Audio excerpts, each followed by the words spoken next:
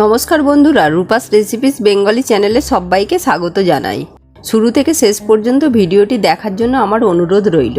আজ আমি আপনাদের সামনে যে রেসিপিটি নিয়ে এসেছি সেটি হলো চিংড়ি মাছের মালাইকারি।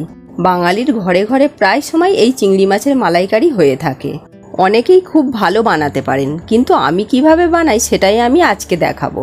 তো চলুন দেখে নেওয়া যাক বাঙালির অতি প্রিয় চিংড়ি মাছের মালাইকারি।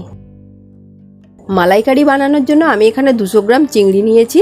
এগুলিকে কেটে ধুয়ে নেব। চিংড়ির পাগুলি এইভাবে কেটে মাথায় যে ময়লাটা থাকে বার করে দিয়েছি, পিঠের দিকে যে ময়লাটা থাকে সেটাও বার করে দিয়েছি। চিংড়ির খোলা আমি ছাড়াইনি, আপনি চাইলে ছাড়িয়ে নিতে পারেন। চিংড়িটিকে ম্যারিনেট করে নেব। তার জন্য নিলাম 1/2 চামচ লবণ ও 1/3 চামচ হলুদ গুঁড়া। একসাথে মাখিয়ে নিয়ে 10 মিনিট ম্যারিনেটের জন্য রেখে দেব। কড়াতে কিছুটা পরিমাণ সর্ষের তেল নিয়ে নিলাম। তেল গরম হয়ে গেছে। একে একে মাছগুলি গরম তেলের মধ্যে দিয়ে হালকা করে ভেজে নেব।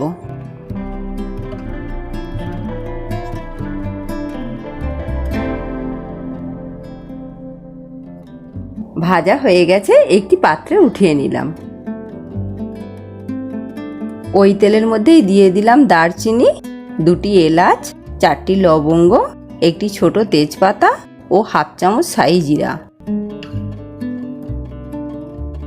একটু নাড়িয়ে নিয়ে দিয়ে দিলাম 2টি মিডিয়াম সাইজ পেঁয়াজ পেস্ট, 3 কোয়া রসুন পেস্ট, সামান্য আদা পেস্ট ও 3টি কাঁচা লঙ্কা পেস্ট দিয়ে মিশিয়ে নিয়ে স্বাদ অনুযায়ী লবণ দিতে হবে, কারণ আগে আমি মাছের মধ্যে লবণ মাখিয়ে রেখেছি। আর দিয়ে দিলাম 1/3 চামচ হলুদ গুঁড়া, 1.5 চামচ কাশ্মীরি মির্চ ব্যবহার করলাম কালার আসার জন্য, 1/2 চামচ জিরা গুঁড়া ও 1/2 চামচ চিনি দিয়ে মিশিয়ে নিলাম।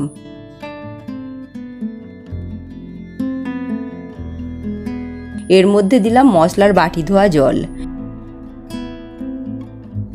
একটু কষিয়ে নিয়ে লো ফ্লেমে 5 মিনিট ঢেকে রাখতে হবে। ঢাকনাটি খুলে দিলাম। চারিধার দিয়ে মশলা থেকে তেল ছেড়ে দিয়েছে। এর ওপর 2 চামচ নারিকেল পেস্ট দিয়ে একটু মিশিয়ে নেব।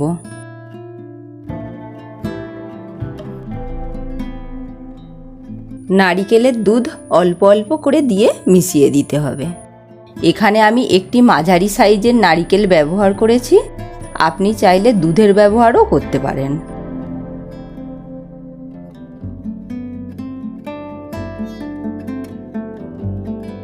এর ওপর আগে থেকে ভেজে রাখা চিংড়িগুলি তুলে দিলাম। 3 থেকে 4 মিনিট লো ফ্লেমে ঢেকে রাখতে হবে। ঢাকনাটি খুলে দিলাম। এর মধ্যে 1/2 চামচ শাহি গরম মশলা ও 3টি কাঁচা লঙ্কা চেরা দিয়ে মিশিয়ে নিলাম।